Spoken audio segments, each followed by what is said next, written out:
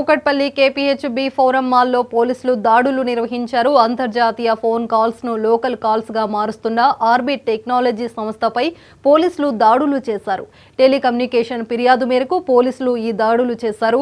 ఈ సందర్భంగా ఒక వ్యక్తిని అరెస్టు చేసి పరికరాలను స్వాధీనం చేసుకున్నారు.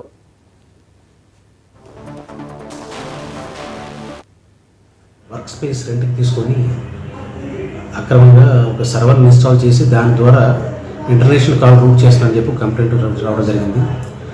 ఈ కంప్లైంట్ ఆధారంగా జియో వాళ్ళు ఇచ్చారు కంప్లైంట్, జియో నెట్వర్క్ వాళ్ళు అదే సమయంలో డిఓటి వాళ్ళు కూడా ఇవ్వడం జరిగింది. డిపార్ట్మెంట్ ఆఫ్ టెలికాం వాళ్ళు, డిపార్ట్మెంట్ ఆఫ్ టెలికాం నుంచి కూడా అధికారులు వాళ్ళు వెరిఫై చేసుకొని తర్వాత టీమ్గా కలిసి ఈరోజు రైడ్ చేయడం జరిగింది. నిన్న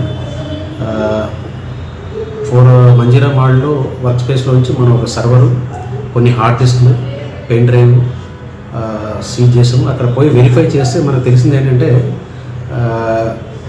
ఇంటర్నేషనల్ కాల్స్ ఫారెన్లో ఒక సర్వర్ ఇన్స్టాల్ చేసుకొని ఆ సర్వర్ త్రూ ఇంటర్నెట్ ద్వారా ఇక్కడ లోకల్గా ఉన్న సర్వర్కు రౌట్ చేయడం జరుగుతుంది. ఇక్కడి నుంచి కస్టమర్స్కు కాల్స్ పంపిస్తున్నారు అనాథరైజ్డ్గా. ఇది ట్రాయ్ రెగ్యులేషన్ రూల్స్కి విరుద్ధంగా ఉంది.